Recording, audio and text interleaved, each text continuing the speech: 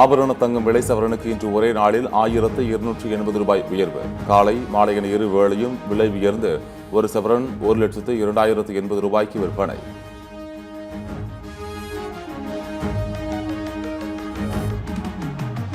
தங்கம் போல் வெள்ளி விலையும் கிடுகிடு உயர்வு. கிலோவுக்கு 9,000 ரூபாய் உயர்ந்து 1 கிராம் 266 ரூபாய்க்கும், பார் வெள்ளி 1 கிலோ 2,66,000 ரூபாய்க்கும் விற்பனை. இரட்டை இலை சின்னம் தொடர்பாக சென்னை உயர்நீதிமன்றம் புதிய மனு தாக்கல். தேர்தலுக்கு முன் ஆணையம் விரைந்து முடிவெடுக்க வழக்கு தொடர்ந்த சூரியமூர்த்தி என்பவர் வலியுறுத்தல். சாத்தான்குளம் தந்தை மகன் கொலை வழக்கில் சிறையில் உள்ள ஆய்வாளர் ஸ்ரீதர் மருத்துவ சிகிச்சைக்கு செல்ல மட்டுமே அனுமதி. ஆய்வாளர் ஸ்ரீதர் ஜாமீன் கோரிய வழக்கில் உச்சநீதிமன்றம் நிராகரிப்பு.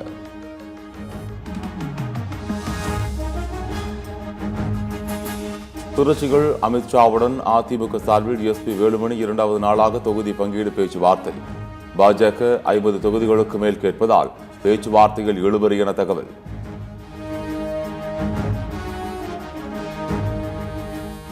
தமிழகத்திற்கு கூட்டணி ஆட்சிக்கு வாய்ப்பில்லை.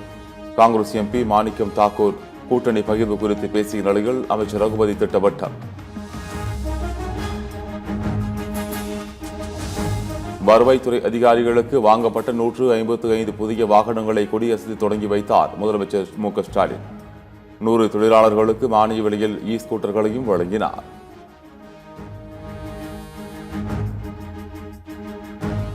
ஆந்திர மாநிலம் அம்பேத்கர் கோனசீமா மாவட்டத்தில் இயங்கி வரும் ONGC எரிவாயு குழாயில் பயங்கர தீ விபத்து. குழாயில் கசிவு ஏற்பட்டு கொழுந்துவிட்டு எரியும் தீயை அணைக்க தீயணைப்பு படையினர் தீவிரம்.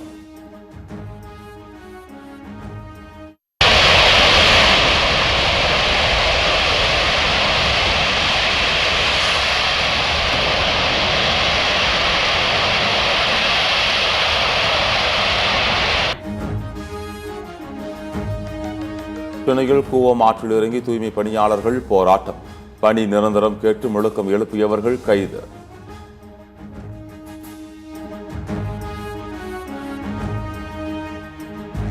தஞ்சாவூரில் அறிவிக்கப்பட்ட திமுக டெல்டா மண்டல மகளிரணி மாநாடு தேதி மாற்றம்.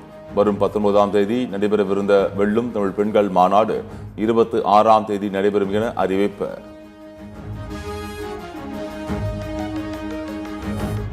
2026 சட்டமன்ற தேர்தலில் நாம் கை காட்டுபவர்கள்தான் முதல்வராக வர முடியும். அமமுக உறுதியாக சட்டமன்றத்திற்கு ஆளுங்கட்சியாக செல்லும் என கட்சியின் பொதுச் செயலாளர் டிடிவி தினகரன் நம்பிக்கை.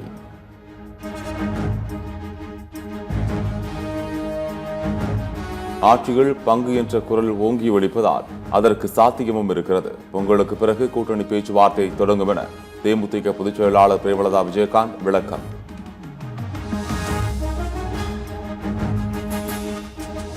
சென்னை பனையூர் அலுவலகத்தில் பல்வேறு கட்சிகளை சேர்ந்தவர்கள் தாவேக தலைவர் விஜய் முன்னிலையில் கட்சியில் இணைந்தனர். உறுதியளிக்கப்பட்ட ஓய்வூதிய திட்டம் பெரிய ஏமாற்று வேலை என தாவேக இணை பொதுச் செயலாளர் நிர்மல்குமார் குற்றச்சாட்டு.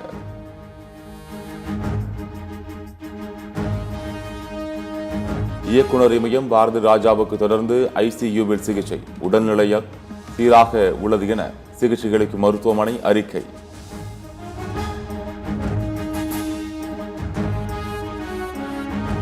பாரதி ராஜாவின் உடல்நிலை சீராக உள்ளது. உடல் உறுப்புகள் நன்றாக இயங்கி வருகிறது. யாரும் வதந்திகளை பரப்ப வேண்டாம் என இயக்குநர் RK செல்வமணி வலியுறுத்தல்.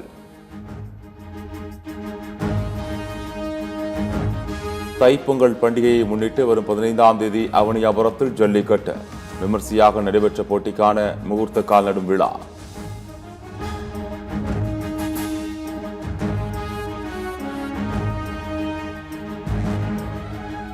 தமிழ்நாட்டில் ஜனவரி 9, 10 ஆகிய 2 நாட்கள் கனமழைக்கு வாய்ப்பு. வானிலை ஆய்வு மையம் கணிப்பு.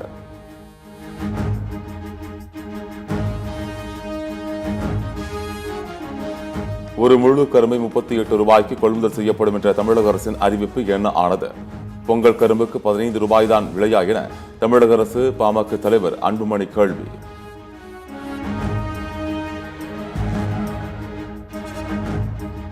வெளியூர் அருகே பெற்ற மகளையே கர்ப்பமாக்கிய கொடூர தந்தைக்கு தூக்கு தண்டனை விதித்து நெல்லை போக்சோ நீதிமன்றம்.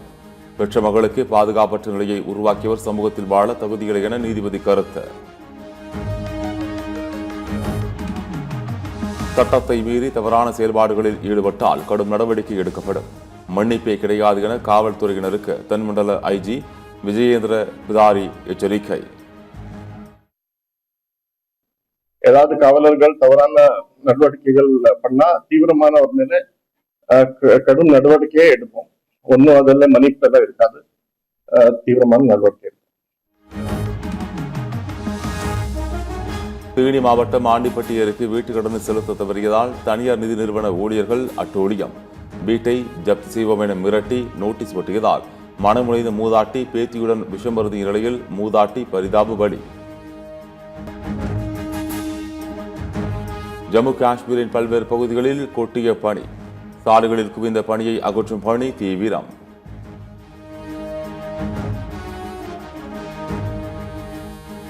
வெனிசுலா அதிபரின் கைது நடவடிக்கைக்கு உலக நாடுகள் கண்டனம். சட்டவிரோத செயல் என டொனால்ட் ட்ரம்புக்கு ஈரான் அரசு கண்டனம்.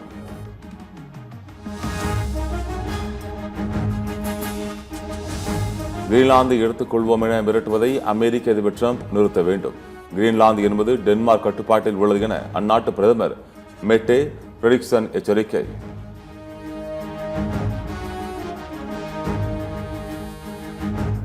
KKR அணியிலிருந்து முஸ்தபிசுர் ரஹ்மான் நீக்கப்பட்டதற்கு எதிர்ப்பு. வங்கதேசத்தில் IPL போட்டிகளை ஒளிபரப்பு இடைக்கால அரசு தடை.